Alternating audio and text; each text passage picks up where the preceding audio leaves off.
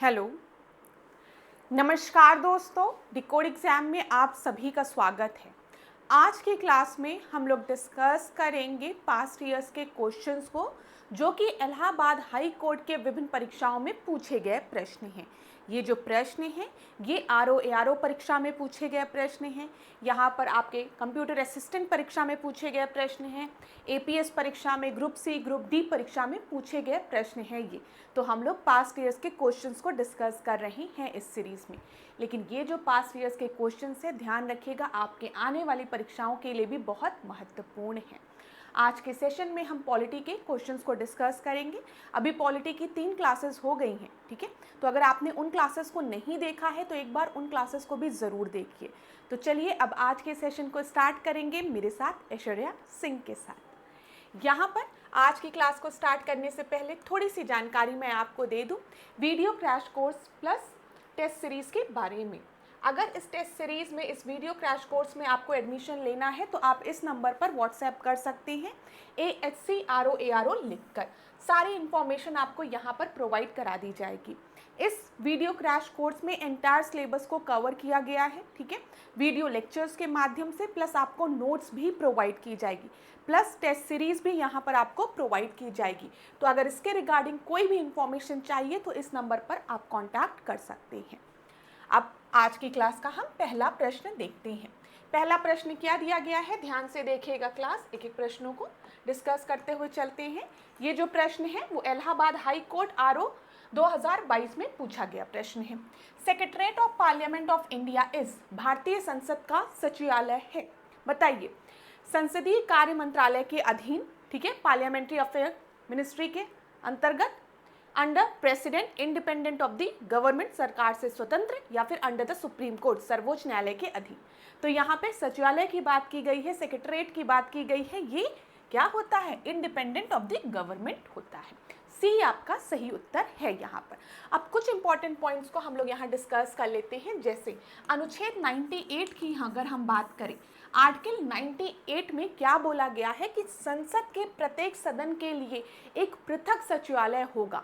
ध्यान रखिएगा, संसद के प्रत्येक सदन के लिए एक पृथक सचिवालय की व्यवस्था की बात की गई है, जो कि सरकार से स्वतंत्र होगा। तो ध्यान रखिएगा, जो कि सरकार से स्वतंत्र होता है। यही प्रश्न पूछ लिया गया है परीक्षा में। अब आने वाली परीक्षा के लिए आप ध्यान रखिएगा किस आर्टिकल में बोला गया है, आर्टिकल 98 में बोला गया है। नोट करते हुए चलो इंपॉर्टेंट पॉइंट्स को। अब 152nd क्वेश्चन को हम देखते हैं, ध्यान से देखते हुए चलिएगा प्रश्नों को। Which of the following is not a feature of the Indian Parliament? भारतीय संसद का सबसे महत्वपूर्ण लक्षण क्या नहीं है? तो ध्यान से पढ़िए। या भारत की संघ विधायिका का है, ठीक है, ठीक है, या भारत की संघ विधायिका है, ठीक है, इसमें राष्ट्रपति भी शामिल है, या द्विसदनीय है, और आखिरी दिया गया संसद का उच्च सदन और निम्न सदन प्रत्येक 5 वर्ष में भंग हो जाते हैं। ये इलाहाबाद हाईकोर्ट आरओ परीक्षा 2021 में पूछा गया है। It is a union legislature in India, बिल्कुल सही है, कोई भी गलती नहीं है इसमें। It also comprises the president, बिल्कुल सही है। जब हम इंडियन पार्लियामेंट की बात करते हैं, जब हम पार्लियामेंट की बात करते हैं तो इसमें आपका lower house, upper house, means we are talking about Rajya Sabha, Lok Sabha and president होते हैं, ठीक है, क्लियर है ये बिल्कुल सही है। It is a bicameral in nature, अभी हमने कहा द्विसदन होते हैं, ठीक है, निम्न सदन और उच्च सदन की हम बात करें, लोअर हाउस आपका लोकसभा हो गया, अपर हाउस राज्यसभा हो गया। अब ये देखो, the upper house and the lower house of the parliament are dissolve every 5 year, जो कि गलत है। मैंने पहले के लेक्चर्स में भी आपको बताया है, जो लोअर हाउस है, जो निम्न सदन है, हमारा लोकसभा है, ये तो 5 साल में डिसॉल्व होता है, सही है। लेकिन जो अपर हाउस है, जो कि राज्यसभा है, वो कभी भी डिसॉल्व नहीं होता है, वो परमानेंट हाउस है। हाँ, जो राज्यसभा के मेंबर्स होते हैं उनका जो टेन्योर होता है वो 6 साल का होता है, लेकिन राज्यसभा एक परमानेंट हाउस है जो कि कभी भी डिसॉल्व नहीं होती, ठीक है, जिसका कभी भी विघटन नहीं होता। तो कौन सा उत्तर सही हो गया, डी आपका सही उत्तर हो गया। आगे बढ़ते हैं, ये चीजों को हमने डिस्कस भी किया था। चलिए अब कुछ प्रश्नों को 1 लाइनर क्वेश्चंस के माध्यम से हम लोग क्विक रिवीजन करते हैं, जल्दी जल्दी। यहाँ पर देखिए, संविधान के कुछ किस अनुच्छेद में मंत्रिमंडल शब्द का प्रयोग किया गया? कई बार पूछा गया है, ठीक है। तो याद रखिएगा, संविधान के आर्टिकल 352 के क्लॉज 3 में मंत्रिमंडल का प्रयोग किया गया है, ठीक है। और अगर आपसे मैं पूछूं आर्टिकल 352 किससे रिलेटेड है, तो आप क्या बताएंगे? राष्ट्रीय आपातकाल से, नेशनल इमरजेंसी से, ठीक है। और उसी में 352 में मंत्रिमंडल शब्द का प्रयोग किया गया है कि मंत्रिमंडल से लिखित में लेना होता है नेशनल इमरजेंसी लगाने के पहले, ठीक है, राष्ट्रीय आपातकाल लगाने के पहले। मंत्रिमंडल में कौन कौन शामिल होते हैं? तो प्रधानमंत्री और उनके कैबिनेट मिनिस्टर्स, ठीक है, मंत्री। फिर अगला देखिए, संविधान के किस अनुच्छेद में प्रावधान मिलता है कि प्रधानमंत्री राष्ट्रपति को ऐसी सूचना देगा जो संघीय प्रशासन व विधान के बारे में उसके द्वारा मांगी जाएगी? तो इसका प्रोविजन किस आर्टिकल में दिया गया? ये प्रोविजन किस आर्टिकल में दिया गया? आर्टिकल 78 में, कि कौन सूचना दे रहा है? जो प्रधानमंत्री है वो राष्ट्रपति को ऐसी सूचना देगा जो संघीय प्रशासन व विधान के बारे में उसके द्वारा मांगी जाएगी, ठीक है। सामूहिक उत्तरदायित्व के बारे में किसने कहा था? मंत्रिपरिषद के सदस्य एक साथ तैरते हैं और एक ही साथ डूबते हैं। तो ये लॉर्ड मॉलवे द्वारा बोला गया था, ठीक है, याद रखिएगा। Together we swim, together we sink, ये याद रखिएगा, टुगेदर वी स्विम और टुगेदर वी सिंक, ये स्टेटमेंट किसके द्वारा दिया गया था? लॉर्ड मॉलवे द्वारा। अगला प्रश्न देखिए, मंत्रिमंडल शब्द का प्रयोग किस संविधान संशोधन में किया गया था जिसमें कहा गया था कि राष्ट्रपति राष्ट्रीय आपात की उद्घोषणा मंत्रिमंडल की लिखित सिफारिश पर ही करेगा? अभी थोड़ी देर पहले मैंने आपको बताया है, जब आप आर्टिकल 352 की बात करते हैं तो उसमें हम राष्ट्रीय आपातकाल की बात करते हैं, नेशनल इमरजेंसी की बात करते हैं। 44th कॉन्स्टिट्यूशनल अमेंडमेंट एक्ट के तहत ये चीज़ कंपलसरी कर दी गई कि राष्ट्रपति जो है वो तभी राष्ट्रीय आपातकाल की घोषणा करेगा, मतलब नेशनल इमरजेंसी लगाएगा, जब मंत्रिमंडल द्वारा उन्हें लिखित में दिया जाएगा। ध्यान रखिएगा ये, ठीक है। फिर देखिए अगला प्रश्न, मंत्रियों के शपथ के प्रारूप का उल्लेख कहाँ मिलता है? तो अनुसूची 3 में मिलता है। क्लियर? ये सारे प्रश्न क्लियर? ये सारे प्रश्न विभिन्न परीक्षाओं में पूछे गए प्रश्न हैं, वन लाइनर क्वेश्चन के माध्यम से मैं आपको बता रही हूँ। देखिए क्लास, कुछ चीज़ें तो आपको याद रखनी है, मैं क्लियर कर दूँ। अनुसूचियाँ याद रखिएगा, ठीक है, plus fundamental rights, DPSP, fundamental duties, ये सारी चीज़ें पढ़ के जाइएगा, क्योंकि कोई भी परीक्षा में आप जाइए, किसी भी परीक्षा में आप जाइए, यहाँ से प्रश्न बनते ही बनते हैं। वैसे मैं मैक्सिमम चीज़ों को रिवाइज भी कराऊंगी आपको। यहाँ पर देखिए, मंत्री कितने प्रकार के होते हैं? 3 प्रकार के मंत्री होते हैं, कैबिनेट मंत्री, राज्य मंत्री और उप मंत्री। संसद के किस सदन द्वारा मंत्रिपरिषद के विरुद्ध अविश्वास प्रस्ताव पारित किया जा सकता है जिसके कारण उसे त्याग देना पड़ सकता है? तो बताइए, मैंने आपको पहले भी बताया है, जब भी हम अविश्वास प्रस्ताव की बात करते हैं तो ये आपका कहाँ आता है? लोकसभा में आता है, ठीक है, ये याद रखिएगा। नो कॉन्फिडेंस मोशन जो है कहाँ पास होता है? लोकसभा में पास होता है। और अगर नो कॉन्फिडेंस मोशन पास हो जाता है तो सरकार गिर जाती है, ठीक है। अगला देखिए, मंत्रिपरिषद का अध्यक्ष या नेता होता है प्रधानमंत्री, ये तो आपको पता ही है। Council of minister will be headed by prime minister. मंत्रिपरिषद किसके प्रति उत्तरदायी होते हैं? तो हमेशा याद रखिएगा, लोकसभा के प्रति उत्तरदायी होते हैं। कई बार परीक्षा में ये प्रश्न पूछा गया है, मंत्रिपरिषद किसके प्रति उत्तरदायी होते हैं, और पहला ऑप्शन दे देता है संसद के प्रति, पार्लियामेंट के प्रति, दूसरा दे देता है राष्ट्रपति के प्रति, तीसरा दे देता है प्राइम मिनिस्टर के प्रति, और चौथे में देता है लोकसभा के प्रति। और ज्यादातर स्टूडेंट क्या करते हैं? पार्लियामेंट को टिक लगा के आ जाते हैं। लेकिन आपको याद रखना है, जब भी हम मंत्रिपरिषद के बारे में बात करेंगे तो ये किसके प्रति उत्तरदायी होते हैं? बोलो, लोकसभा के प्रति उत्तरदायी होते हैं, ठीक है। फिर देखो, मंत्रिपरिषद सामूहिक रूप से लोकसभा के प्रति उत्तरदायी होते हैं, तो व्यक्तिगत रूप से वो किसके प्रति उत्तरदायी होते हैं? तब वो राष्ट्रपति के रूप के लिए उत्तरदायी होते हैं। समझ में आया? नहीं समझ में आया तो एक बार और रिपीट करूंगी, ध्यान से सुनना। अगर परीक्षा में आपसे पूछा जाएगा जो मंत्रिपरिषद होते हैं वो सामूहिक रूप से किसके प्रति उत्तरदायी होते हैं, रिस्पॉन्सिबल होते हैं, तो आप बताएंगे लोकसभा के प्रति। लेकिन अगर परीक्षा में पूछा गया कि व्यक्तिगत रूप से वो किसके प्रति उत्तरदायी होते हैं, व्यक्तिगत रूप से, तो आप क्या बोलेंगे? राष्ट्रपति के प्रति। ध्यान रखिएगा। जब मैं कहती हूँ कि बोलो एक बार मेरे साथ, तो जहाँ पर भी बैठे रहा करो, बोला करो। जानते हो, जब आप किसी भी चीज़ को मेरे साथ बोलेंगे ना, तो आपका अटेंशन बना रहेगा। नहीं तो वीडियो लेक्चर सुनते सुनते मन इधर भाग रहा है, मम्मी चाय बना रही है, पापा ऑफिस से आ गए हैं, भाई कुछ कर रहा है, कोई बैडमिंटन खेल रहा है, इधर उधर घूमता रहेगा। ठीक है, नहीं तो अरे यार उस दोस्त का तो सिलेक्शन हो गया, वहाँ पे जाके अटका रहेगा। लेकिन जब मैं आपसे कह रही हूँ, दो ये क्लासेस हो सकता है आप लोग बाद में देखते हो, मतलब ये रिकॉर्डेड सेशन होता है तो आप बाद में देखते हो, लेकिन तब भी आप बोला करो। जैसे अगर मैंने आपसे कहा मंत्री परिषद सामूहिक रूप से किसके प्रति उत्तरदायी होता है, तो बोलो लोकसभा के प्रति। मैं आपसे अगर कह रही हूं कि व्यक्तिगत रूप से वो किसके प्रति उत्तरदायी होता है, तो आप बोलेंगे राष्ट्रपति के प्रति। अगर मैंने आपसे कहा कि आपातकाल की बात किस अनुच्छेद में कही गई है नेशनल इमरजेंसी की, तो आप बोलेंगे 352। अगर मैंने आपसे कहा मंत्रिपरिषद शब्द का प्रयोग किस अनुच्छेद में किया गया, तो आप मुझे बताएंगे 352 के क्लॉज 3 में बोला गया है कि जब भी राष्ट्रपति क्या करेगा, राष्ट्रीय आपातकाल की घोषणा करेगा, तो उसके पूर्व मंत्रिपरिषद द्वारा उसे लिखित में मिलना चाहिए। ये सारी चीजें बोलिए, तभी दिमाग में चीजें बैठना शुरू हो जाएगी। आगे बढ़ते हैं।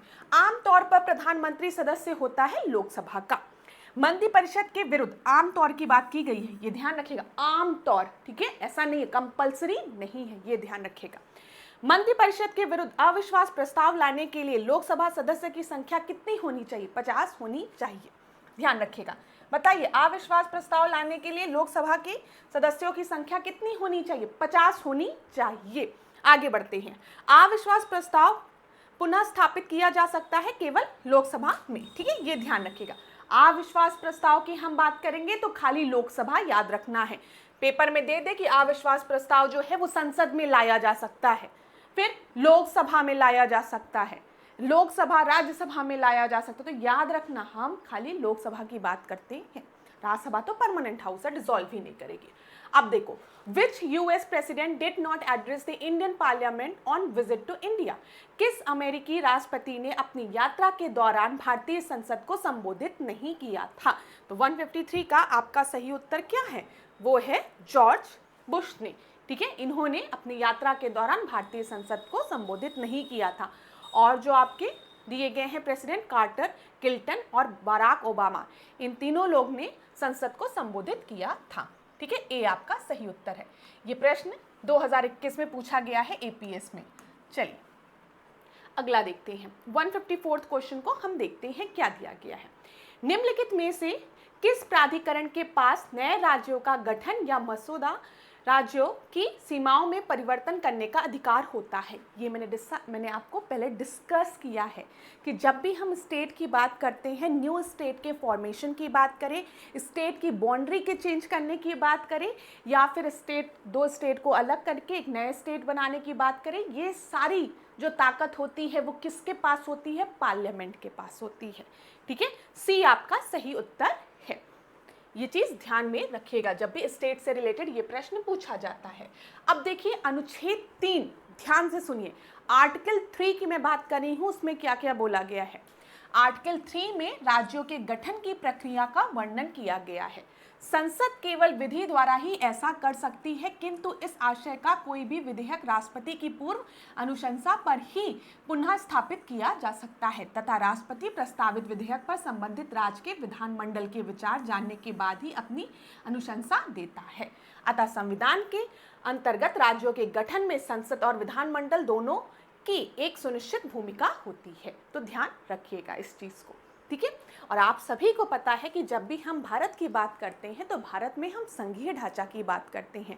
संघीय ढांचा में जो शक्ति का वितरण है वो संघ और राज्य दोनों के मध्य में है। हाँ, ये बिल्कुल सही है। हमारा जो संघीय ढांचा है कई बार यूनिटरी सिस्टम में, फेडरल स्ट्रक्चर जो है वो यूनिटरी स्ट्रक्चर में कन्वर्ट होता है। सेंटर हमारे यहाँ मजबूत है, ये बिल्कुल सही है। ठीक है, ये चीज़ तो क्लियर है। और मैंने आपको बताया है, कोई भी अगर आपसे पूछे कि भारत में संघीय ढांचा है, आप कैसे कह सकते हैं, तो आप 7 शेड्यूल की बात करेंगे, 7वीं अनुसूची की बात करेंगे, जिसमें हम संघ, राज्य और संवर्ती सूची की बात करते हैं। ठीक है, जो संघ है वो संघ सूची में लेजिस्लेट करेगा, लॉज बनाएगा। जो राज्य है वो राज्य सूची में जो सब्जेक्ट मेंशन है उन पे लॉ बनाएंगे, और संवर्ती सूची में दोनों को अधिकार है। हाँ, लेकिन अगर प्रश्न बनता है कि कॉन्करेंट लिस्ट में कभी क्लैश हो गया सेंटर और स्टेट में, तो किसका डिसीजन प्रिवेल करेगा माना जाएगा? तो सेंटर। हमारे यहाँ सेंटर मजबूत है। स्टेट कभी भी नहीं कह सकता है कि हम सेंटर की बात नहीं मानेंगे, हम सेंटर को छोड़ के जा रहे हैं, ऐसा नहीं हो सकता है। ठीक है, संघीय ढांचा है लेकिन हम कभी भी संघ से अलग, हम सेंटर से अलग नहीं हो सकते। राज्य सेंटर से अलग होने की बात नहीं कहता है। ठीक है, ये ध्यान रखिएगा। चलिए आगे बढ़ते हैं, जितने पॉइंट्स आते जाएंगे बताती जाऊंगी। तो आर्टिकल 3 आप जरूर पढ़ लीजिएगा, वो भी बहुत महत्वपूर्ण है, जिसमें राज्यों के गठन की बात की गई है। The first Lokpal bill was introduce in Indian parliament की ही बात की गई है। कब? संसद में पहला लोकपाल बिल कब प्रस्तुत किया गया था? तो 155 का आपका सही उत्तर क्या है? 1971 में पहला लोकपाल बिल प्रस्तुत किया गया था। ठीक है,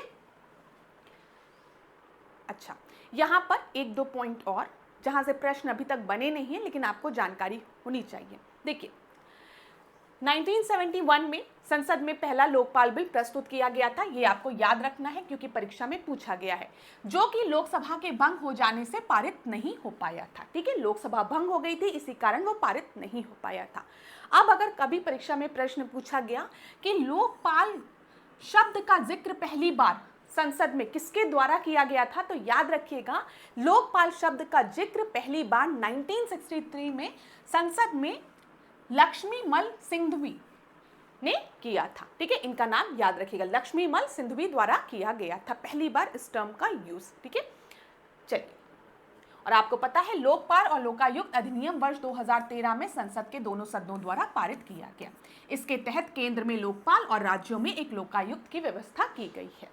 ये चीज तो क्लियर हो गई। आगे बढ़े, तो यहाँ पर आपको क्या याद रखना है? सबसे पहली बार कब लाया गया था लोकपाल बिल? 1971 में। और अगर आपसे पूछा गया लोकपाल टर्म का, ठीक है, पहली बार जिक्र या पहली बार प्रयोग किसके द्वारा किया गया था, कब किया गया था, तो 1963 में लक्ष्मीमल सिंघवी द्वारा इस शब्द का जिक्र किया गया था संसद में 1963 में। ठीक है, और लोकपाल बिल आपका पास कब हुआ? लोकपाल और लोकायुक्त अधिनियम तो 2013 में, ये भी याद रखिएगा। चलिए आगे बढ़ते हैं। भारतीय राज व्यवस्था के संदर्भ में शून्य काल क्या है? बताइए। 0 आवर की यहाँ पर बात की गई है। तो प्रातः एवं सायंकाल का मध्यकाल। अच्छा, विपक्ष के प्रस्ताव पर विचार करने का समय। ओके, वित्तीय बिल को लोकसभा में प्रस्तुत करने का समय, सर्वाधिक महत्वपूर्ण कार्य पर चर्चा करने का समय। तो यहाँ पर जब भी हम 0 आवर की बात करते हैं तो यहाँ पर किन मैटर्स पे, जो मैटर्स बहुत ही इंपॉर्टेंट होते हैं उन पर चर्चा होती है। ठीक है, सर्वाधिक महत्वपूर्ण कार्य पर चर्चा करने का समय होता है 0 आवर। अब ध्यान दीजिएगा, यहाँ पर जब हम 0 आवर की बात करते हैं तो लोकसभा और राज्यसभा में इनकी टाइमिंग में थोड़ा सा डिफरेंस है। ठीक है, जब हम निम्न सदन की बात करते हैं, हम लोअर हाउस की जब हम बात करते हैं, तो ध्यान रखिएगा यहाँ पर जो 0 आवर की टाइमिंग है वो 12 से 1 बजे की है। ठीक है, और जब हम राज्यसभा की बात करते हैं, उच्च सदन की, तो यहाँ पर जो 0 आवर की टाइमिंग है वो है 11 से 12। ये ध्यान रखिएगा, हम दोपहर के समय की बात कर रहे हैं, रात की बात नहीं कर रहे हैं। ठीक है, और 0 आवर में जो सर्वाधिक महत्व वाले, मतलब सार्वजनिक महत्व के मुद्दों को उठाया जाता है, जिस बहुत ही इंपॉर्टेंट मुद्दों को उठाया जाता है, तथा बिना पूर्व सूचना के भी लोकहित के मुद्दों पर चर्चा की जा सकती है। ठीक है, और इसका आरंभ कब हुआ था? 1960 के दशक में, ये भी याद रखिएगा। ठीक है, ऐसा ज़रूरी नहीं है कि 0 आवर में जिन मैटर्स पर हमारा डिस्कशन हो रहा है उसकी जानकारी पहले से ही दी गई हो। ठीक है, 0 आवर में कुछ ऐसे भी मैटर्स को उठाया जा सकता है जो कि अभी डिस्कस करना जिस पर बहुत ही ज़रूरी हो। ठीक है, ये याद रखिएगा, सार्वजनिक महत्व के मुद्दों को उठाया जा सकता है जिसकी सूचना पूर्व में भी नहीं दी गई हो। ठीक है, बिना पूर्व सूचना के भी, लेकिन लोकहित में होने चाहिए वो मुद्दे। यहाँ पर टाइम भी याद रखिएगा। आगे देखते हैं 157 क्वेश्चन को। संसद में वित्त विधेयक के प्रस्तुतिकरण के पश्चात कितने दिन में मंजूर होना जरूरी है? ठीक है, बताइए। The finance bill has to be passed by the parliament within how many days of its introduction? तो यहाँ पर 75 डेज का प्रोविजन होता है। इलाहाबाद हाई कोर्ट ARO परीक्षा 2021 में पूछा गया प्रश्न है। बी आपका सही उत्तर है। चलिए, कुछ इंपॉर्टेंट पॉइंट्स को मैं आपके साथ डिस्कस करने वाली हूँ। तो इसको ध्यान से सुनिएगा आप लोग। यहाँ पर क्या दिया गया है, राष्ट्रपति की पूर्व अनुमति की आवश्यकता साधारण विधेयक को होती है। जो ऑर्डिनरी बिल्स होते हैं, जो ऑर्डिनरी बिल्स, क्या उसमें राष्ट्रपति की पूर्व अनुमति की आवश्यकता होती है? नहीं होती है, ध्यान रखिएगा, नहीं होती है। ठीक है, धन विधेयक की हम बात करेंगे, मनी बिल की होती है, ध्यान रखिएगा। इसीलिए कहा जाता है कि मनी बिल को जो राष्ट्रपति है वो पुनर्विचार के लिए भेज नहीं सकता है। क्यों? क्योंकि आप ही की सहमति से तो मनी बिल प्रस्तुत किया गया है, तो राष्ट्रपति को अपना एसेंट देना कंपलसरी होता है, ध्यान रखिएगा। तो यहाँ पर जब भी हम राष्ट्रपति की पूर्व अनुमति की बात करते हैं तो धन विधेयक में होती है। ठीक है, वित्तीय विधेयक फाइनेंशियल बिल टाइप 1 में भी होती है, लेकिन अगर फाइनेंशियल बिल टाइप 2 है तो यहाँ पर जरूरत नहीं होती है राष्ट्रपति की अनुमति की। और संविधान संशोधन की अगर हम बात करेंगे विधेयक की, तो यहाँ पर भी नहीं होती है। ठीक है, क्लियर है, ध्यान रखिएगा। पहले कॉलम में क्या दिया गया है कि राष्ट्रपति की पूर्व अनुमति की आवश्यकता होती है कि नहीं, तो ध्यान रखिएगा साधारण विधेयक में बोलो नहीं होती है, मनी बिल में होती है, फाइनेंशियल बिल टाइप 1 में होती है, टाइप 2 में नहीं होती है, और अगर हम संविधान संशोधन की बात करेंगे वहां पर भी नहीं होती है। फिर सदन जिसमें पेश किया जा सकता है, तो ऑर्डिनरी बिल है, साधारण बिल है, तो ये आपका लोकसभा में भी पेश किया जा सकता है, राज्यसभा में भी पेश किया जा सकता है, तो बोथ किसी भी हाउस में से पेश किया जा सकता है। जब हम मनी बिल की बात करेंगे तो मनी बिल जो है वो खाली लोकसभा में निम्न सदन में ही पेश किया जाता है और मिनिस्टर द्वारा पेश किया जाता है।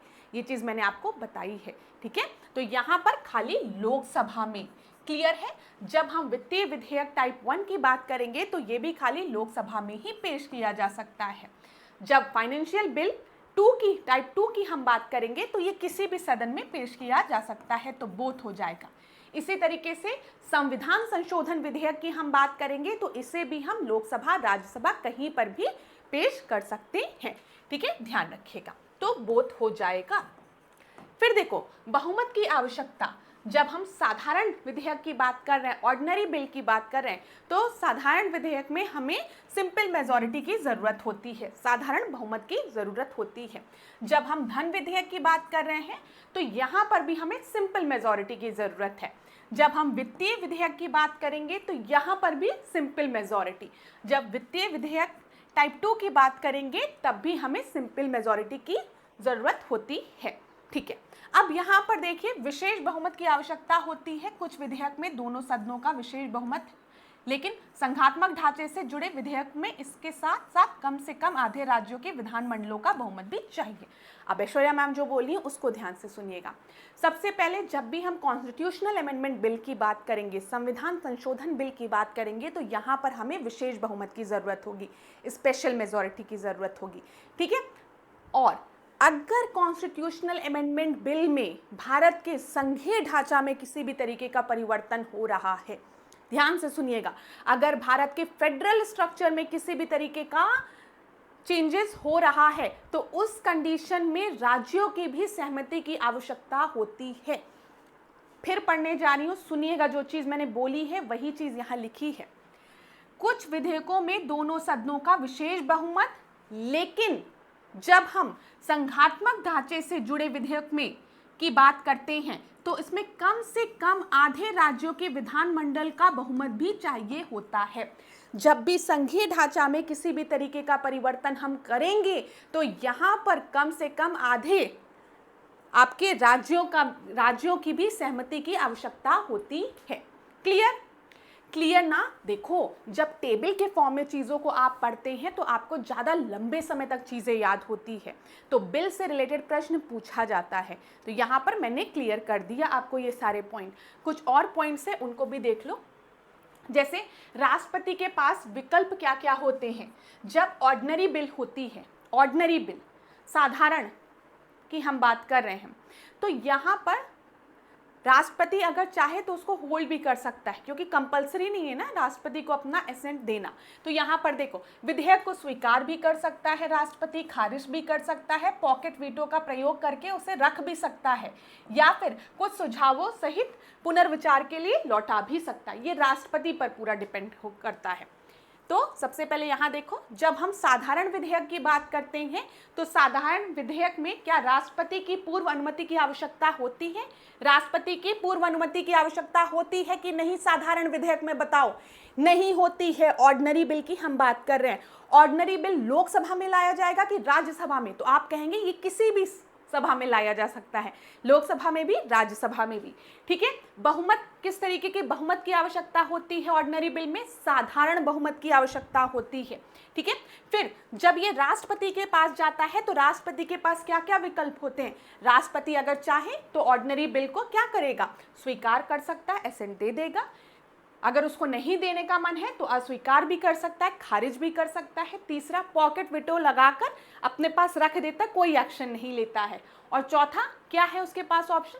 कि वो पुनर्विचार के लिए भेजे, कुछ चेंजेस करने को बोले। ये चीज क्लियर है। अच्छा, ऑर्डिनरी बिल है, अगर यहाँ पर एक डेडलॉक की स्थिति क्रिएट होती है राज्यसभा और आपका लोकसभा के मध्य, तो ज्वाइंट सेशन भी हो सकता है ऑर्डिनरी बिल्स में। ठीक है, संयुक्त बैठक भी हो सकती है। संविधान में संबंधित अनुच्छेद अगर देखें तो इसमें संविधान में कहीं एक स्पेसिफिक उल्लेख नहीं दिया गया है, ये ध्यान रखिएगा। ऑर्डिनरी बिल की हमने बात कर ली। अब यहाँ पर देखो, हम धन विधेयक की बात कर लेते हैं। तो चलो बताओ, यहाँ पर राष्ट्रपति की पूर्व अनुमति की आवश्यकता होती है? मनी बिल की बात करें, होती है। Very good. दूसरा बताओ, किस सदन में इसको लाया जाता है मनी बिल को, धन विधेयक को? लोकसभा में ही मिनिस्टर्स ही लाते हैं। ठीक है। राज्यसभा के पास 14 दिन का टाइम दिया जाता है कि अगर कोई सुझाव देना चाहे वो दे, नहीं तो फिर उसे एज इट इज जैसे लोकसभा चाहेगी वैसे मनी बिल को पास कर दिया जाएगा। चलो, यहाँ पर किस तरीके के बहुमत की आवश्यकता होती है? साधारण बहुमत की। ठीक है, ये भी चीज क्लियर है। क्या राष्ट्रपति इसे पुनर्विचार के लिए भेज सकता है? नहीं। क्यों? क्योंकि राष्ट्रपति से ही पूछकर तो मनी बिल लाया गया है। संयुक्त बैठक की स्थिति होती है? नहीं होती है। क्यों? क्योंकि जब भी हम मनी बिल की बात करेंगे यहाँ पर लोकसभा ज्यादा पावरफुल है। राज्यसभा को तो 14 दिन का टाइम दिया गया है, कुछ अगर सजेशन देने हैं दो, नहीं तो हम पास कर देंगे, लोकसभा कहती है। ठीक है। किस आर्टिकल में इसके बारे में बोला गया है? 110 में बोला गया है।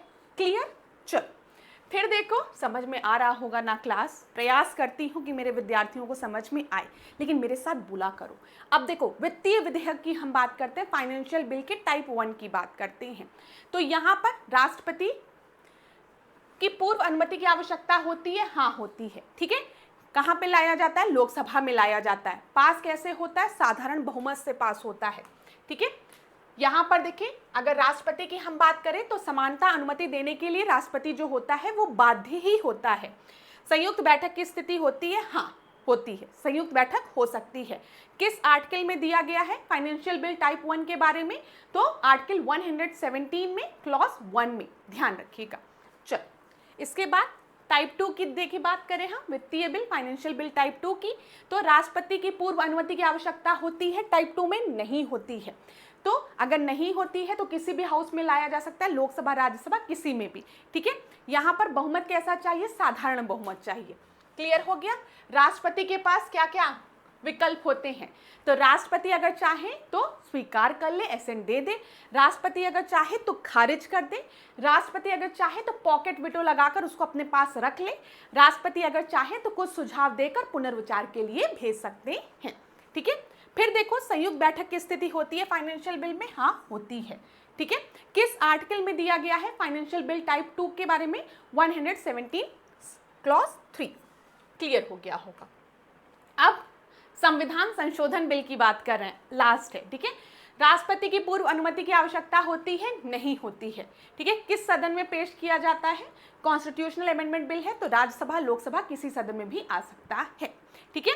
यहाँ पर बहुमत की आवश्यकता होती है? हाँ, विशेष बहुमत की आवश्यकता होती है। और अगर संघीय ढांचा में किसी तरीके का परिवर्तन किया जा रहा है तो अगर हम देखें तो संसद में तो विशेष बहुमत की आवश्यकता होती है, प्लस आधे मतलब हाफ स्टेट भी इसे अप्रूव करना जरूरी होता है। ठीक है, ये ध्यान रखेगा। साथ ही साथ कम से कम आधे राज्यों के विधानमंडल द्वारा भी इसे क्या होना चाहिए? अप्रूव्ड होना चाहिए, ये ध्यान रखिएगा। अच्छा, यहाँ पर राष्ट्रपति के पास क्या विकल्प होते हैं? तो ध्यान रखिएगा, आर्टिकल 368 में स्पष्ट उल्लेख किया गया है कि राष्ट्रपति ऐसे विधेयक पर अनुमति देगा। ठीक है, अनुमति देगा, ध्यान रखिएगा ये चीज। और इसको किस अमेंडमेंट द्वारा जोड़ा गया था कि राष्ट्रपति जो है वो अनुमति देगा। ये अगर हम देखेंगे तो अमेंडमेंट संविधान संशोधन 24वां जो संविधान संशोधन था 1971 के द्वारा अनुच्छेद 368 में यह स्पष्ट उल्लेख कर दिया गया कि राष्ट्रपति ऐसे विधेयक पर अनुमति देगा। ठीक है, यहाँ पर संयुक्त बैठक होती है, संयुक्त बैठक नहीं होती है। आर्टिकल 368 में हमने किसके बारे में बात की है? संविधान संशोधन के बारे में बात की है। क्लियर है ना क्लास? तो हमेशा अपने दिमाग में एक चीज बना के रखना, एग्जाम में कंफ्यूज करने के लिए आपसे पूछा जाता है कि संयुक्त बैठक का प्रावधान क्या मनी बिल में है? नहीं है। ठीक है, संयुक्त बैठक का प्रावधान क्या कॉन्स्टिट्यूशनल अमेंडमेंट बिल में है? ठीक है, संविधान संशोधन से रिलेटेड कोई बिल है उसमें है? नहीं है। तो ध्यान रखना, संयुक्त बैठक ना मनी बिल में हो सकती है और ना ही अगर संविधान संशोधन से रिलेटेड कोई बिल है तो। ठीक है, क्लियर है ना? चलो आगे बढ़ते हैं। क्लास, समझ में आया होगा आशा करती हूँ। इस प्रश्न को हम देखते हैं। Who has the right to constitute a new state or alter the boundaries of any state? अभी थोड़ी देर पहले मैंने आपको बताया है, आर्टिकल 3 की बात मैंने आपसे की है। यहाँ पर किसके पास शक्ति होती है कि वो नए राज्य का गठन करे अथवा सीमा में परिवर्तन करने का अधिकार किसके पास होता है? जल्दी से बता दो। संसद के पास होता है, पार्लियामेंट के पास होता है। तो सही उत्तर क्या हो जाएगा? डी आपका सही उत्तर हो जाएगा। ठीक है, आगे बढ़ते हैं। अगला प्रश्न देखिए, 159 प्रश्न को आपको देखना है। संसद ने किस वर्ष नागरिकता अधिनियम स्वीकृत किया था? तो the parliament pass the citizenship act की यहाँ पर बात की गई है। ये एआरओ परीक्षा 2021 में पूछा गया है और सिटीजनशिप एक्ट जो है वो 1955 में 1955 में पास किया गया है। आपने देखा होगा सिटीजनशिप एक्ट 1955। ठीक है, अगर हम सिटीजनशिप के बारे में बात करें तो इसके बारे में हमारे संविधान में भाग 2 में पार्ट 2 में दिया गया है। किस अनुच्छेद में? 5 से 11 तक। ठीक है, के अनुच्छेद में सिटीजनशिप से रिलेटेड प्रावधान है, नागरिकता से रिलेटेड।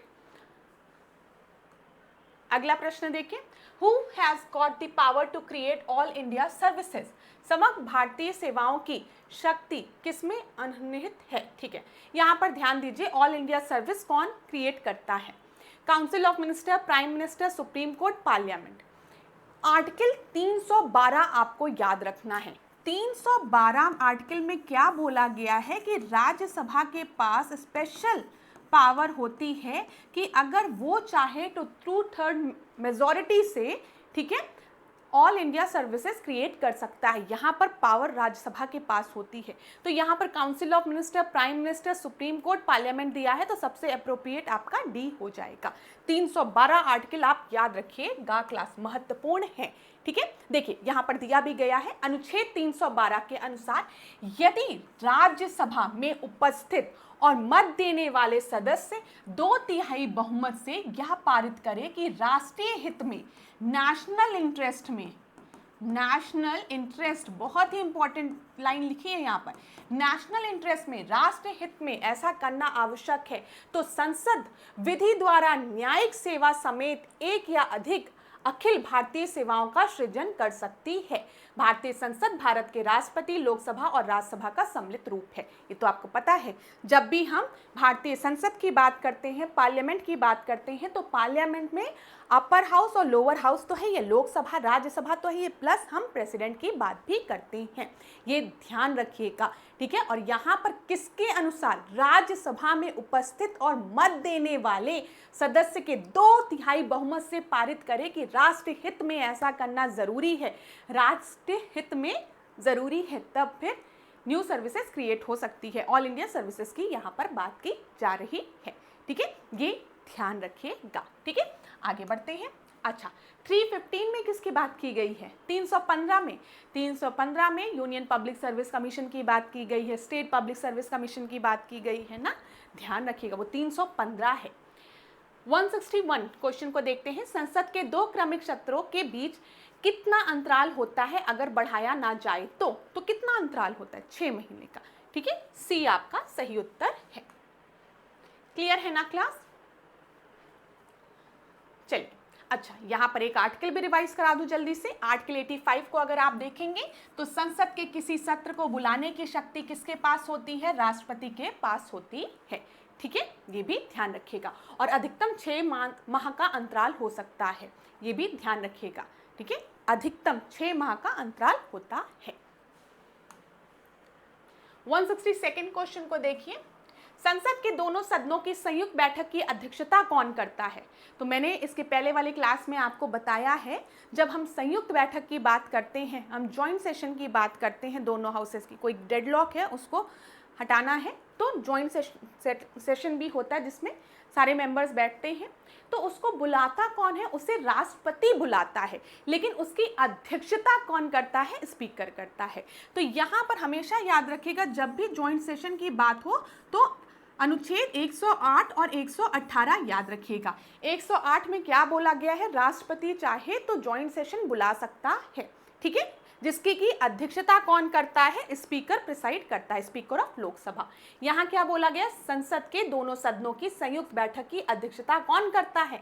तो स्पीकर ऑफ लोकसभा। ध्यान रखिएगा, ए आपका सही उत्तर है। यहाँ पर इसको काट दो, यहाँ पर ये दूसरा एक्सप्लेनेशन दिया गया है, यहाँ पर आंसर आपका ए होगा। ठीक है, संयुक्त बैठक की अध्यक्षता कौन करता है? लोकसभा का स्पीकर करता है। संयुक्त बैठक को बुलाता कौन है? राष्ट्रपति बुलाता है।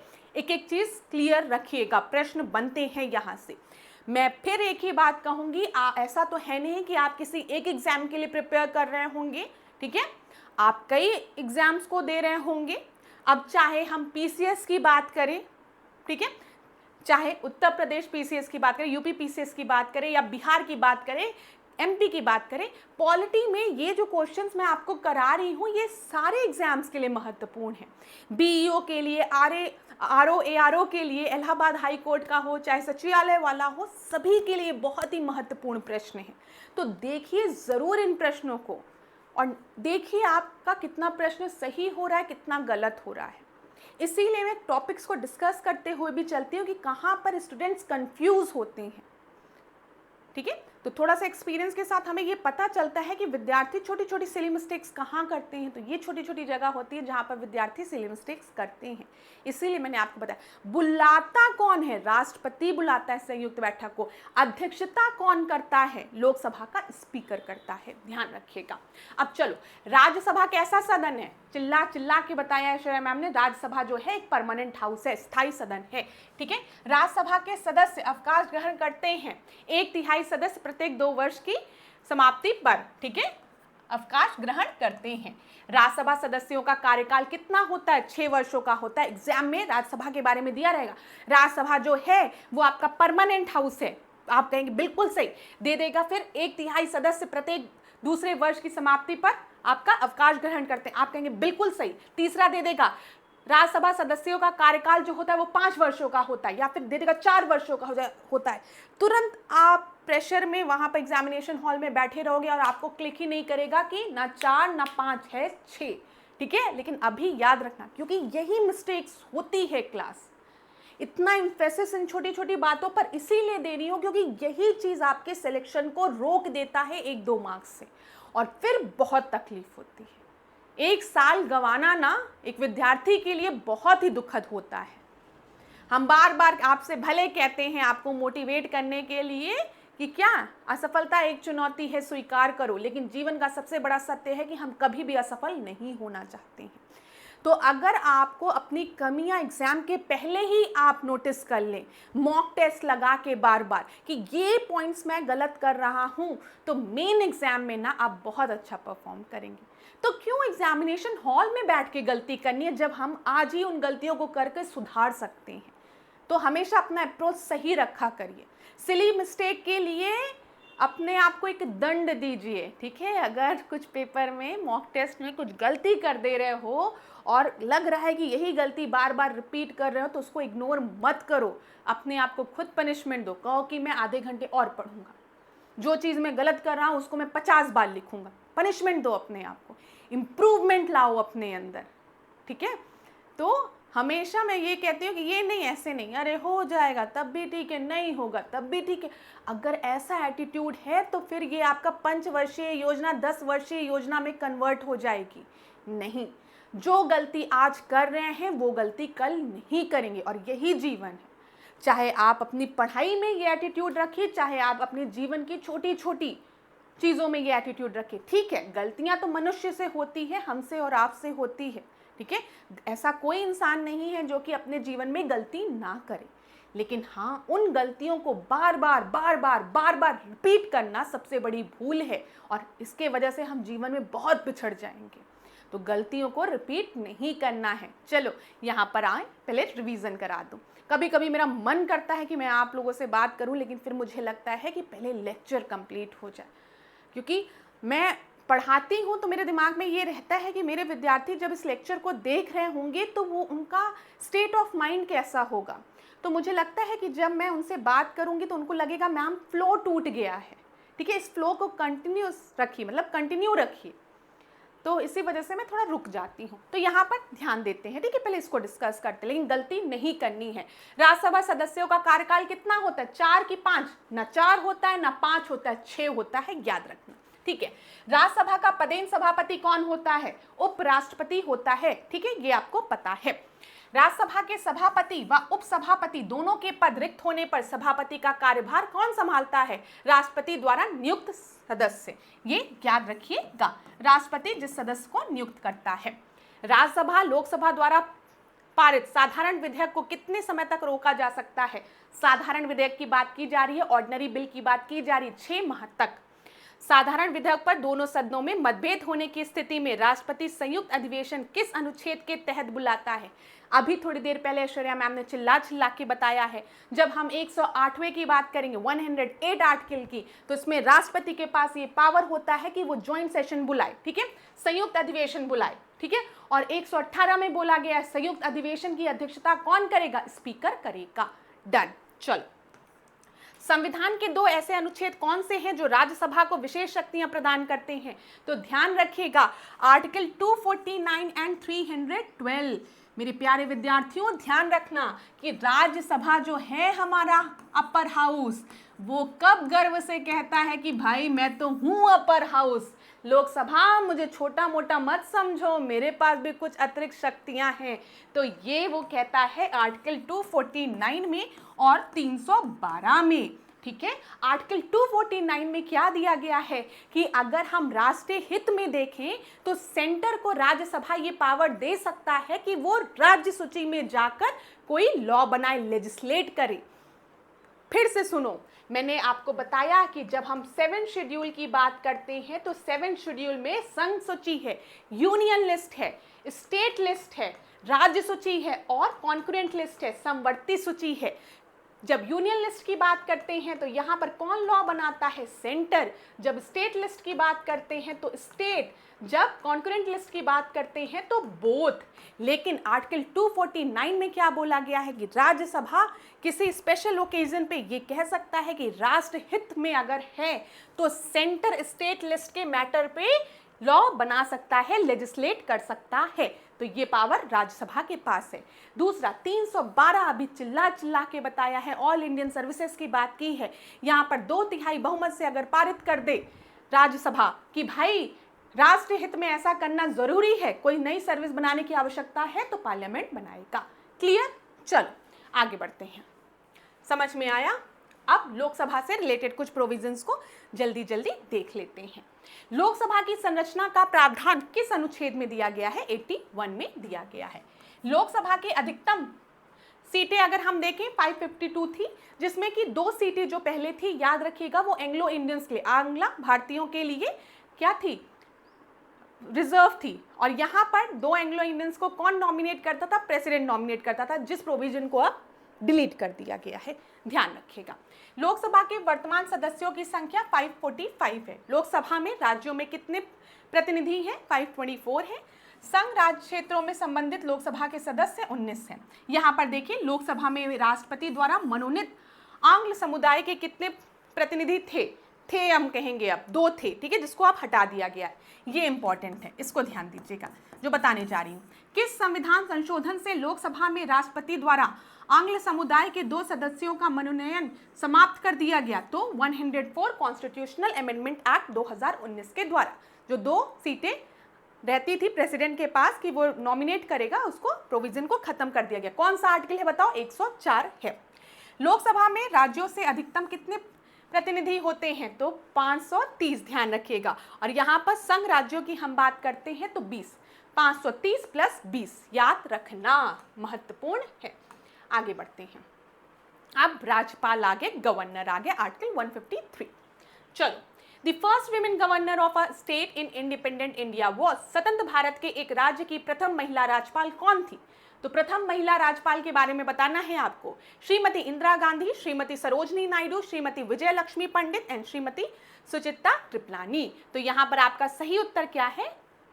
श्रीमती सरोजनी नायडू पहली गवर्नर थी। ठीक है, women governor of a state, ये ध्यान रखिएगा। बी आपका सही उत्तर है। 15 अगस्त 1947 से 2 मार्च 1949 तक उत्तर प्रदेश की राज्यपाल रही थी। ठीक है, ध्यान रखिएगा। कौन? सरोजनी नायडू। ठीक है, क्लियर है। सरोजनी नायडू की कुछ प्रसिद्ध रचनाएं हैदराबाद के बाजारों में the golden threshold, the bird of time, the queen rival. अगला प्रश्न देखते हैं, जो महत्वपूर्ण पॉइंट है वो बताती चलूंगी। The governor of the state can be remove by which one of the following? बताइए, गवर्नर राज्य के राज्यपाल सरकार को निम्न में कोई एक पदच्युत कर सकता है। Can be remove by which one of the following? Governor को कौन रिमूव करता है? Chief minister? नहीं। Prime minister? नहीं। कौन? प्रेसिडेंट। बी आपका सही उत्तर है। ठीक है,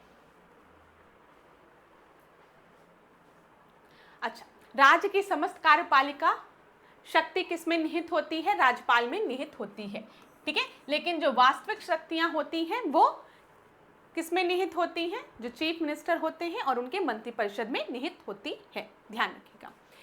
समानता, राज्यपाल का जो कार्यकाल होता है वो 5 वर्षों का होता है, परंतु वास्तव में अगर हम देखें राज्यपाल राष्ट्रपति के प्रसाद पर्यंत तक अपने पद पर बना रहता है। ठीक है, ये ध्यान रखिएगा। ठीक है, अतः राज्य के राज्यपाल को पदच्युत करने का अधिकार राष्ट्रपति के पास होता है। राज्यपाल से रिलेटेड कुछ इंपॉर्टेंट क्वेश्चंस को डिस्कस करते हैं जल्दी से। राज्य का प्रथम नागरिक तथा राज्य कार्यपालिका का संवैधानिक प्रमुख कौन होता है? राज्यपाल होता है। ये चीज मैंने आपको बता दी है। ठीक है, चलिए, राज्यपाल की नियुक्ति कौन करता है? राष्ट्रपति करता है। अनुच्छेद पूछेगा 155, और अगर राज्य का राज्यपाल होता है, ये किस में बोला गया? 153 में बोला गया है, याद रखिएगा। एक व्यक्ति को 2 या 2 से अधिक राज्यों का राज्यपाल भी नियुक्त किया जा सकता है। ये किस संविधान संशोधन में बोला गया था? ये 7वें संविधान संशोधन में 1956 के तहत बोला गया था कि एक ही व्यक्ति 2 या 2 से अधिक राज्यों का राज्यपाल हो सकता है। फिर किस अनुच्छेद में कहा गया कि एक व्यक्ति 1 से अधिक राज्यों का राज्यपाल नियुक्त किया जा सकता है? तो आर्टिकल 153 में, याद रखिएगा।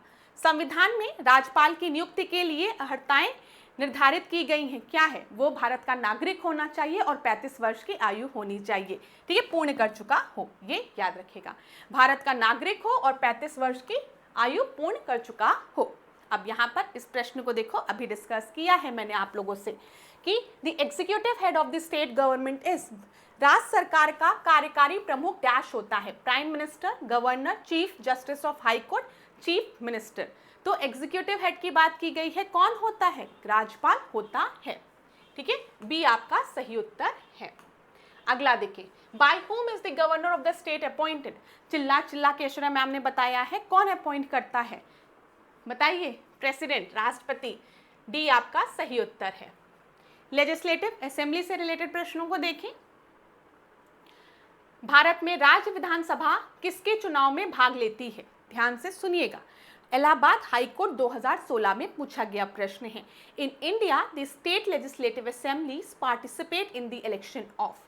अब मेरी बात ध्यान से सुनना, जब मैंने आपको प्रेसिडेंट के इलेक्शन के बारे में बताया था, राष्ट्रपति के चुनाव के बारे में बताया था, तो मैंने आपको बताया था कि प्रेसिडेंट के इलेक्शन में जो निर्वाचन मंडल होता है, जो इलेक्टोरल कॉलेज होते हैं, उसमें इलेक्टेड मेंबर्स होते हैं। ठीक है, इलेक्टेड मेंबर्स होते हैं। कहाँ के?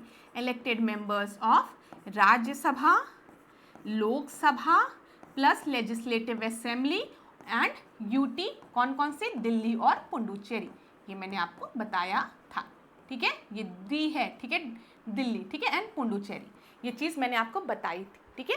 तो प्रेसिडेंट के इलेक्शन में स्टेट लेजिस्लेटिव असेंबली के इलेक्टेड मेंबर्स पार्टिसिपेट करते हैं, एकदम सही है। वाइस प्रेसिडेंट के नहीं, वाइस प्रेसिडेंट के इलेक्शन में लोकसभा राज्यसभा के मेंबर्स होते हैं, प्राइम मिनिस्टर बिल्कुल भी नहीं। हाँ, राज्यसभा मेंबर्स में होते हैं, तो उत्तर क्या हो जाएगा, 1 और 4, ठीक है, ये चीज़ क्लियर है ना। 2 और 3 क्यों नहीं होगा, क्योंकि उपराष्ट्रपति की हम बात करते हैं तो वहाँ पर लोकसभा राज्यसभा के मेंबर होते हैं। प्राइम मिनिस्टर में तो आपको पता ही है कि जो भी पार्टी मेजॉरिटी में होगी वो अपने में से ही किसी मेंबर को प्राइम मिनिस्टर बना देगी, तो ए आपका सही उत्तर हो गया। Which of the following Indian state has unicameral state legislature?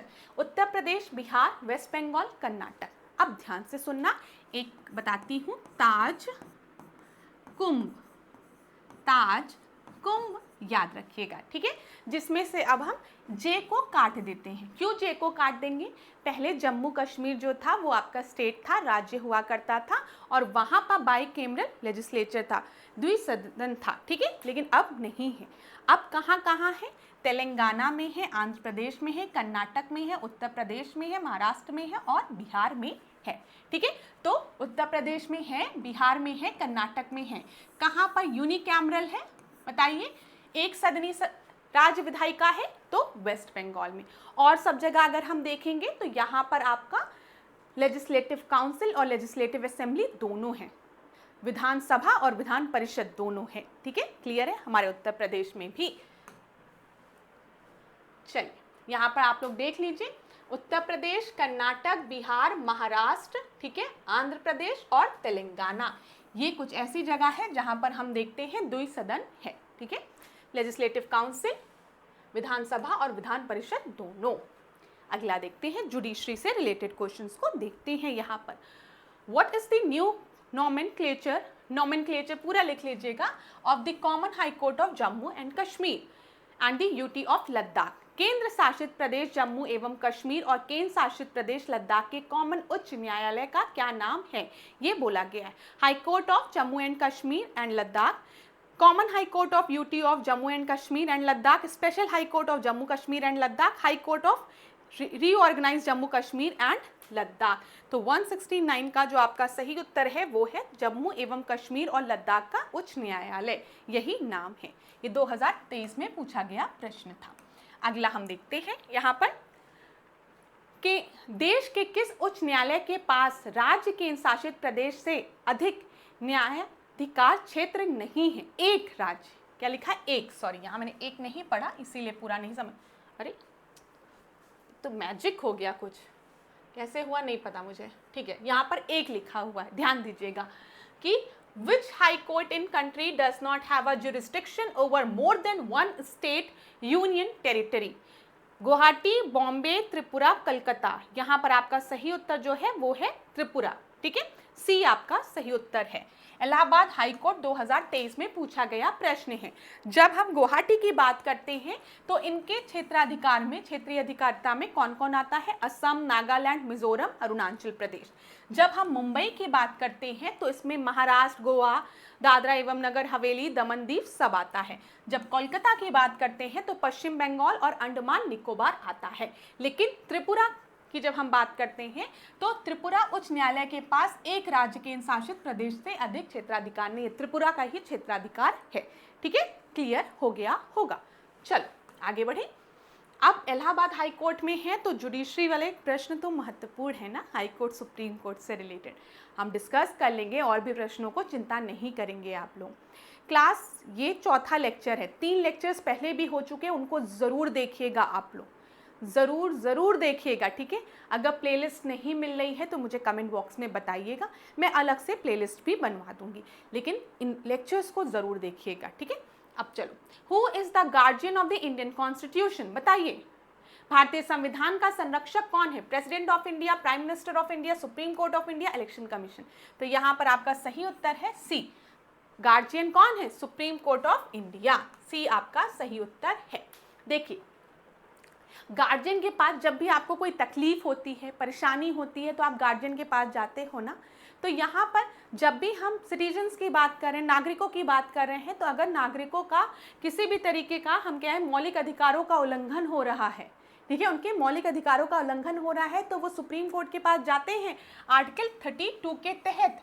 ये याद रखिएगा, ठीक है। कॉन्स्टिट्यूशनल रेमेडीज की हम बात की है, आर्टिकल 32 आपका फंडामेंटल राइट्स में आता है, मौलिक अधिकारों में, जिसमें कॉन्स्टिट्यूशनल रेमेडीज की बात की गई है। और इसी के तहत अगर आपके मौलिक अधिकारों का उल्लंघन हो रहा है तो आप सुप्रीम कोर्ट जा सकते हो, ठीक है।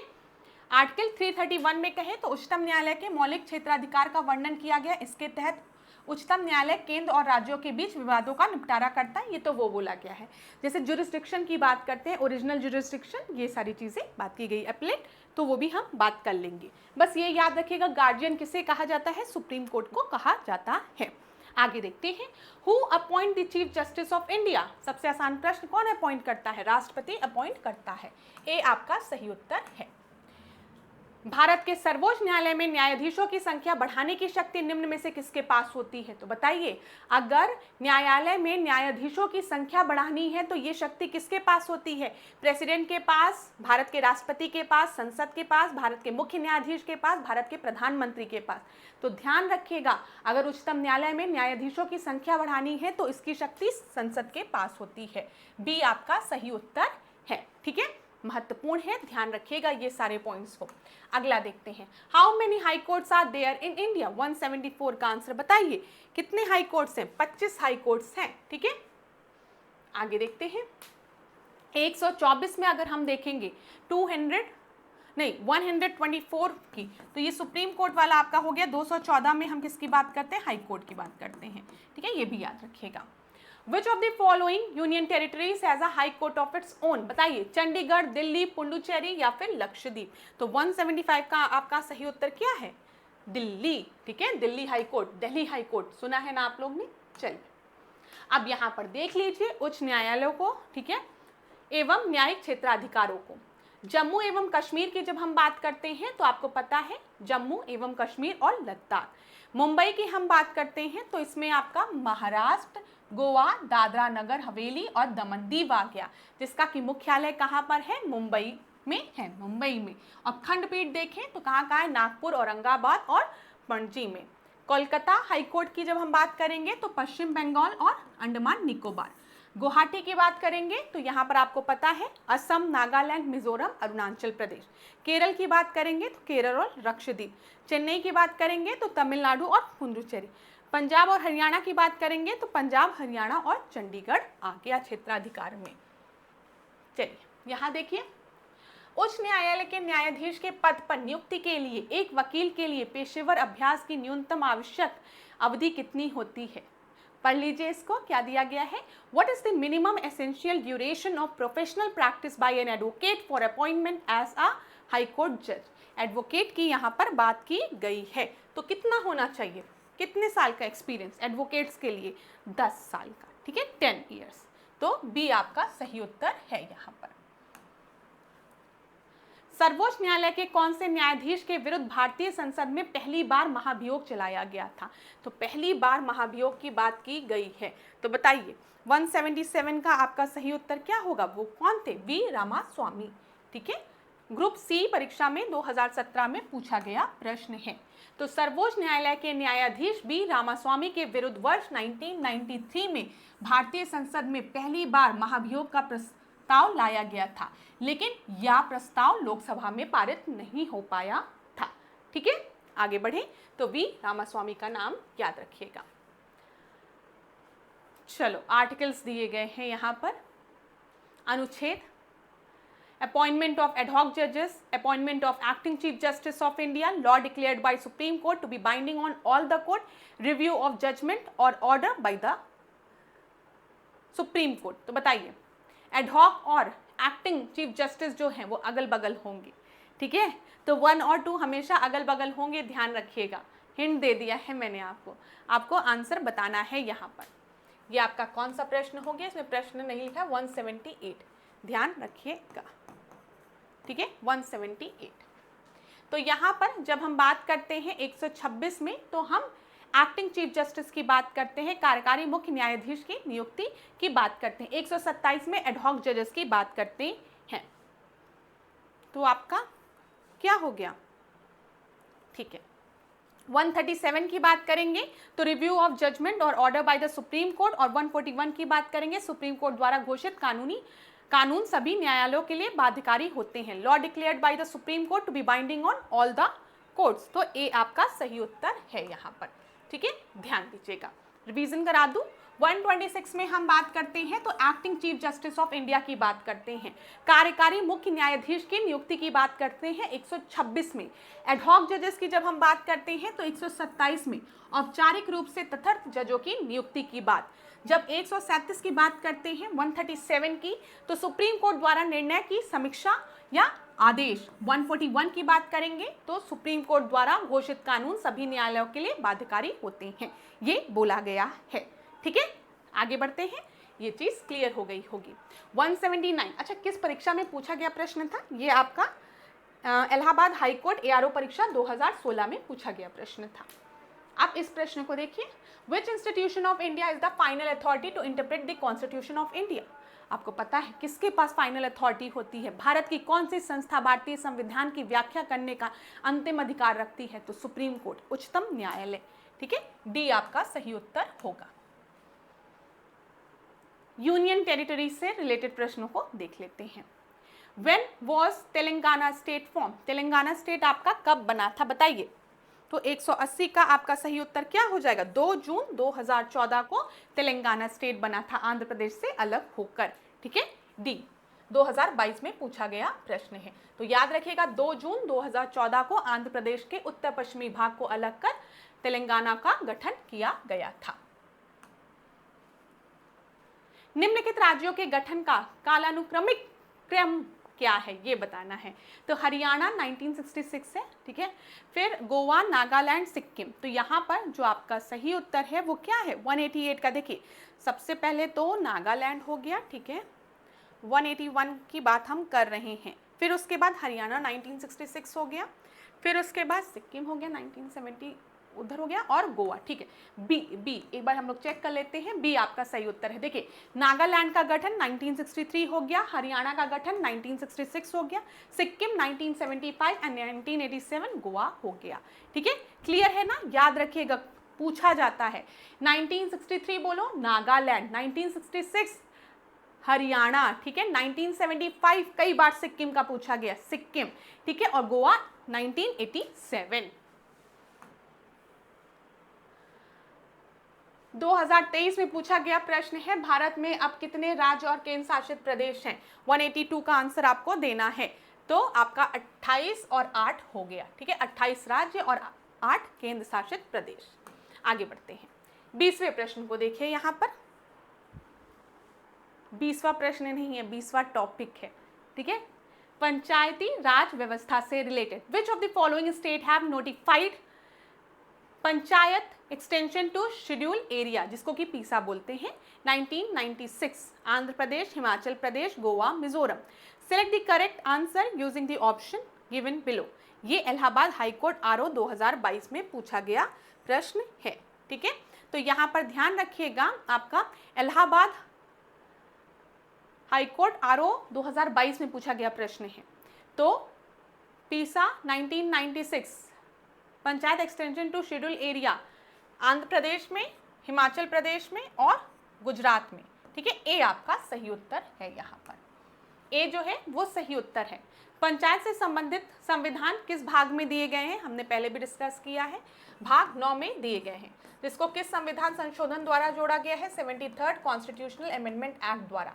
अगर शेड्यूल पूछेगा तो 11 शेड्यूल में बोला गया है, ठीक है। तो पीसा अधिनियम जो था 1996 को पंचायत से संबंधित संविधान के भाग 9 के प्रावधानों को अनुसूचित क्षेत्रों में विस्तारित करने के लिए अधिनियमित किया गया था। ये चीज क्लियर है। पंचायत यहाँ पे बोला गया एक्सटेंशन प्रोविजन है, ये extension to schedule area, panchayat extension to schedule area PESA, ठीक है, 1996। तो शेड्यूल एरिया में जो भी आपके पार्ट 9 में जो प्रोविजन थे उनको एक्सटेंड करने की बात कही गई थी, विस्तारित करने की बात कही गई थी। इसमें 10 राज्यों में आंध्र प्रदेश, छत्तीसगढ़, हिमाचल प्रदेश, गुजरात, झारखंड, मध्य प्रदेश, महाराष्ट्र, उड़ीसा, राजस्थान और तेलंगाना ने पंचायत अधिनियम 1996 के नियम अधिसूचित किए थे। ठीक है, क्लियर है ना। चलो, एक्सटेंशन की बात की गई थी, विस्तारित करने की बात की गई थी भाग 9 को शेड्यूल एरियाज में। In which part of the Indian constitution panchayati raj administration have been mention, panchayati raj व्यवस्था के बारे में किस भाग में उल्लेखित है? तो ये तो चिल्ला चिल्ला केशरा मैम ने बता दिया पार्ट 9 में।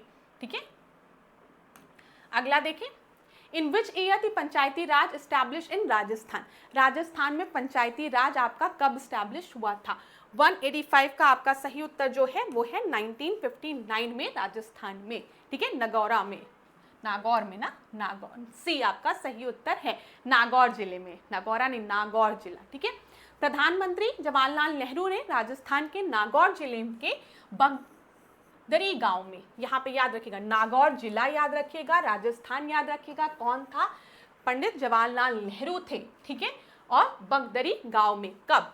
2 अक्टूबर 1959, 2 अक्टूबर 1959 को पंचायती राज व्यवस्था लागू की थी।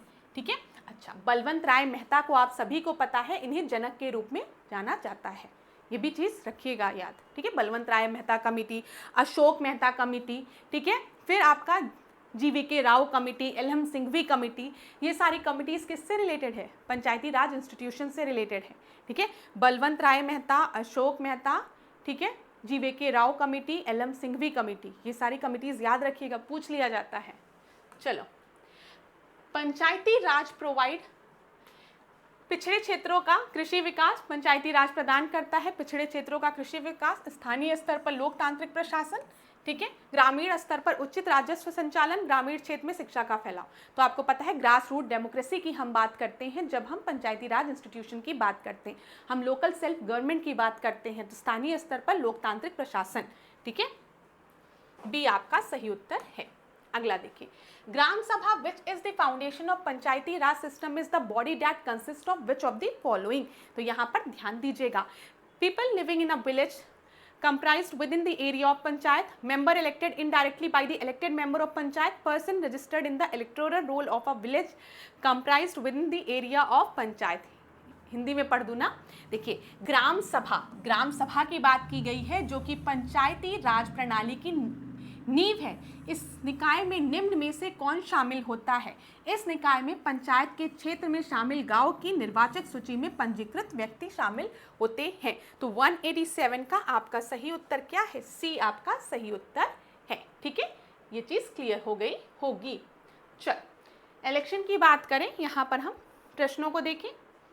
Who decide the appointment and tenure of Election Commission of India? बताइए, यहाँ पर निर्वाचन आयोग की नियुक्ति और उसके कार्यकाल का निर्णय कौन लेता है? यहाँ पर बोला गया है, तो कौन लेता है? प्रेसिडेंट लेता है। सी आपका सही उत्तर हो जाएगा। ठीक है, भारत के निर्वाचन आयोग की नियुक्ति और उसके कार्यकाल का निर्णय राष्ट्रपति लेता है, ये ध्यान रखिएगा। आयोग में एक मुख्य चुनाव आयुक्त होता है, चीफ इलेक्शन कमिश्नर। ठीक है, यहाँ पर हम देख लें उनका टेन्योर क्या होता है, 6 वर्ष का होता है या 65 वर्ष, जो भी पहले हो। ठीक है, और 2 जो होते हैं वो आपके चुनाव आयुक्त होते हैं, इलेक्शन कमिश्नर होते हैं, जिनकी की 6 वर्ष और 62 साल 62 ईयर्स होते हैं, जो भी पहले हो। ठीक है, याद रखिएगा। ठीक है, यहाँ पर देख लीजिए इलेक्शन की बात हम भाग 15 के आर्टिकल 324 से 329 के बीच में करते हैं। और एक और बहुत महत्वपूर्ण पॉइंट, निर्वाचन आयोग का गठन कब हुआ है? 25 जनवरी 1950। ये भी प्रश्न कई बार पूछा गया है। इलेक्शन कमीशन का गठन कब हुआ है निर्वाचन आयोग का? तो 25 जनवरी 1950, याद रखिएगा, महत्वपूर्ण है। Right to vote and to be elected in India is natural right, प्राकृतिक अधिकार, मौलिक अधिकार है, प्राकृतिक अधिकार है, संवैधानिक अधिकार है या फिर कानूनी अधिकार है? तो ये आपका एक कॉन्स्टिट्यूशनल राइट है। ठीक है, सी आपका सही उत्तर है। आपको पता है 61st कॉन्स्टिट्यूशनल अमेंडमेंट एक्ट के तहत जो वोटिंग राइट थी 1989 में, ध्यान दीजिएगा, जो वोटिंग राइट था पहले वो 21 वर्ष था। ठीक है, 21 ईयर्स था। इस वोटिंग एज को घटाकर 18 साल कर दिया गया था। ठीक है, किस कॉन्स्टिट्यूशनल अमेंडमेंट एक्ट के तहत? 61st कॉन्स्टिट्यूशनल अमेंडमेंट एक्ट के तहत, याद रखिएगा। और हमारे यहाँ यूनिवर्सल एडल्ट सफरेज की बात की जाती है, ये भी ध्यान रखिएगा। ठीक है, 18 साल अगर आपकी उम्र हो गई है तो आपके पास वोट देने का अधिकार है। ये अधिकार आपसे कोई नहीं ले सकता, भारत के नागरिक हैं, होना चाहिए आप। ठीक है, चलो अब अगला देखें। The first general election held in India after the independence was, स्वतंत्रता के बाद भारत में पहला आम चुनाव किस वर्ष हुआ था? तो बताइए, 1949 में, 1951 में। ठीक है, बी आपका सही उत्तर है। स्वतंत्रता के बाद भारत का पहला आम चुनाव जो है वो 1951 में हुआ था। अगर टाइम देखें तो 25/10/19, 25/10 1951 से 21/2 1952 तक ये चला था। ठीक है,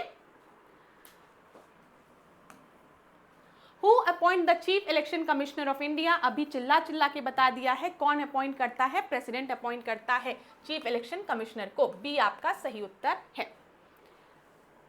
नीति आयोग से रिलेटेड कुछ स्टेटमेंट्स दिए गए हैं, आपको बताना है। नीति आयोग के अध्यक्ष कौन होते हैं? प्रधानमंत्री होते हैं।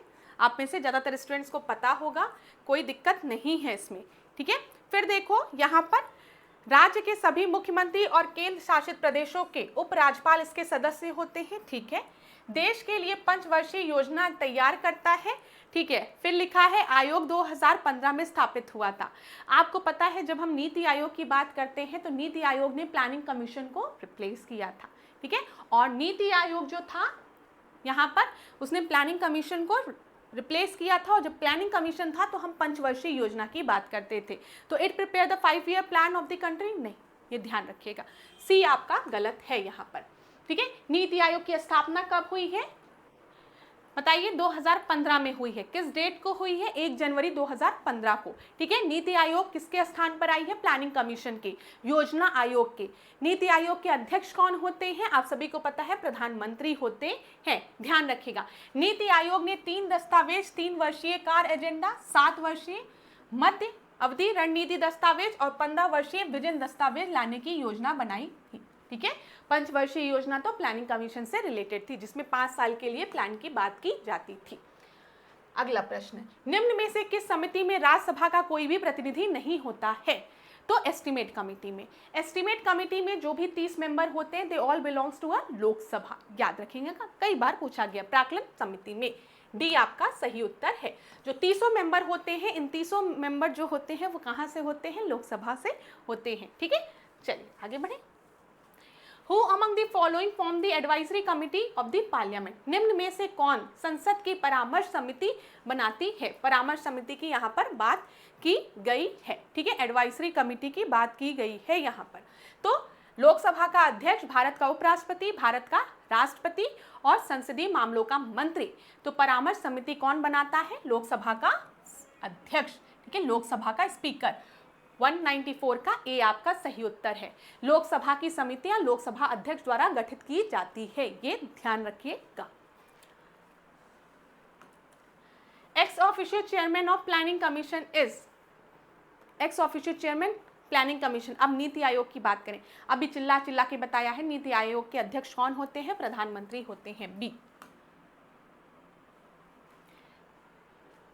प्लानिंग कमीशन जो थी 1950 में आपकी बनी थी, 2015 में प्लानिंग कमीशन को रिप्लेस कर दिया नीति आयोग ने, ध्यान होगा आपको। ठीक है, या 1950 में योजना आयोग की स्थापना किसके तहत हुई थी? ये बोला गया है, संवैधानिक संशोधन द्वारा नहीं, एक कॉन्स्टिट्यूशनल बॉडी नहीं थी, सुप्रीम कोर्ट का ऑर्डर भी नहीं था, डिसीजन बाय पार्लियामेंट और एन एग्जीक्यूटिव ऑर्डर। तो एन एग्जीक्यूटिव ऑर्डर आपका सही उत्तर है। 196 कार्यकारी आदेश द्वारा 15 मार्च 1950 को भारत ने योजना आयोग का गठन किया था। योजना आयोग 5 वर्षीय योजना की बात करता था। 1 जनवरी 2015 को योजना आयोग को रिप्लेस कर दिया नीति आयोग ने। चलिए, expenses of public service commission of Uttar Pradesh are charged on. यहाँ पर सिंपल सा क्वेश्चन है, स्टेट पब्लिक सर्विस कमीशन की अगर हम बात करेंगे, एक थोड़ा सा अच्छा बनाने के लिए उत्तर प्रदेश लिख दिया है। तो स्टेट पब्लिक सर्विस सेवाओं की जब हम बात करेंगे तो इसका जो व्यय होता है वो किस पर भारी होता है?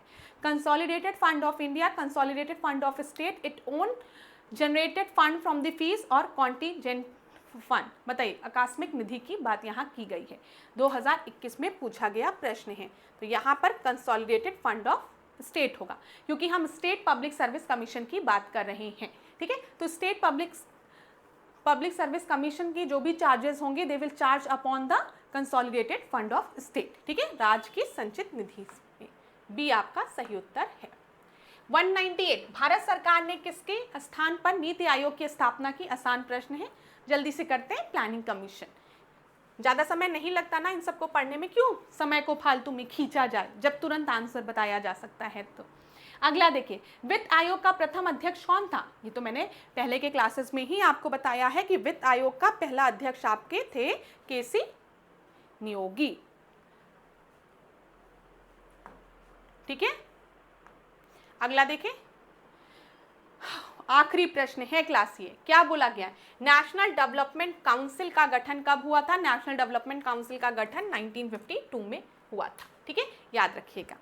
नेशनल डेवलपमेंट काउंसिल, राष्ट्रीय विकास परिषद की स्थापना 6 अगस्त 1952 को की गई थी। ठीक है, ये याद रखें, एनडीसी नेशनल डेवलपमेंट काउंसिल की बात की गई है 1952। तो हमने प्रश्नों को डिस्कस कर लिया। लास्ट के जो प्रश्न थे नीति आयोग प्लानिंग कमीशन वाले, वो बहुत ही आसान प्रश्न थे, तो इसीलिए हमने ज़्यादा समय नहीं दिया, तुरंत आंसर्स को डिस्कस किया। ठीक है, तो क्लास आज भी हमने 50 क्वेश्चंस को डिस्कस किया। नेक्स्ट क्लास में हम फिर और क्वेश्चंस को डिस्कस करेंगे। पास्ट ईयर्स के जितने भी प्रश्न आपके इलाहाबाद हाई कोर्ट के विभिन्न परीक्षाओं में कराए गए हैं, उन प्रश्नों को मैं कवर कर लूँगी विद एक्सप्लेनेशन। जितने भी इंपॉर्टेंट पॉइंट्स आपके क्लास मतलब आपके एग्जाम के लिए महत्वपूर्ण है, वो भी मैं वहाँ पर वन लाइनर क्वेश्चन के माध्यम से एक्सप्लेन कर दूंगी। उसकी चिंता आप बिल्कुल भी नहीं करेंगे। लेकिन कमेंट बॉक्स में आपको ये तो मुझे बताना पड़ेगा कि ये क्लासेस आपके लिए यूज़फुल है कि नहीं, आपको मदद मिल रही है कि नहीं इन क्लासेस से। ठीक है, जितना आपका मतलब सहयोग होगा, जैसे आप बताएंगे, जिस हिसाब से कमेंट आएगा, उसी फ्रीक्वेंसी से हम इन क्लासेस को जल्दी जल्दी लेंगे, क्योंकि हमें जब पता चलता है कि बच्चों की ये डिमांड है। देखिए, आपके कमेंट्स क्यों इंपॉर्टेंट है, क्योंकि वहाँ से हमें ये पता चलता है कि हमारे विद्यार्थियों की डिमांड क्या है, रिक्वायरमेंट क्या है, और जहाँ पर भी रिक्वायरमेंट ज़्यादा होती है वहाँ पे नंबर ऑफ़ द क्लासेस हमें और फ्रीक्वेंटली लेने पड़ते हैं। हम क्लासेस को भी बड़ा कर सकते हैं वहाँ पर as per the demand of the students. तो इसीलिए मैं आपसे कहती हूँ, मुझे बताया ज़रूर करिए कि ये क्लासेस आपके लिए यूज़फुल है कि नहीं। ठीक है, और मैं अगर आप कहेंगे तो अलग से प्लेलिस्ट बना दूंगी, जहाँ पर जितने भी लेक्चर्स होते जा रहे हैं आप तुरंत वो लेक्चर्स आपको अवेलेबल हो जाएंगे। वैसे हमने एक अलग प्लेलिस्ट बनाकर भी रखी है इलाहाबाद हाई कोर्ट RO के लिए, आप वहाँ पर जाकर पहले के भी लेक्चर्स को ज़रूर देखिएगा, आपको हेल्प मिलेगी क्लास। ठीक है, अब आज के सेशन को मैं यहीं पे एंड करूँगी। नेक्स्ट क्लास में आपसे मिलूंगी नए प्रश्नों के साथ। फिर इसके बाद कौन सा सब्जेक्ट कवर करना है कमेंट बॉक्स में मुझे बताइएगा, और नेक्स्ट क्लास में मिलते हैं। खूब पढ़िए, खूब आगे बढ़िए। मैं हर क्लास के एंड में यही कहती हूँ कि स्वयं पर विश्वास रखिए, अपने ईश्वर पर विश्वास रखिए, माता पिता के आशीर्वाद पर विश्वास रखिए, मुस्कुराते रहिए, खुश रहिए, मेहनत करिए। जीवन में सही समय आने पर आपको सफलता ज़रूर मिलेगी, लेकिन अपनी तैयारी मजबूत रखिए। ठीक है, अपने तरफ से पूरी तैयारी रखिए, ताकि जब एक ऐसा क्षण आए, ईश्वर आपको आपकी सफलता देने आए, तो वो आपको दे के जाए, आप सफल हो उस समय। तो उसके लिए परिश्रम करते रहिए। धन्यवाद। मेरे साथ ऐश्वर्या सिंह के साथ बने रहिए, खूब पढ़िए, खूब आगे बढ़िए और स्वस्थ रहिए। Thank you class.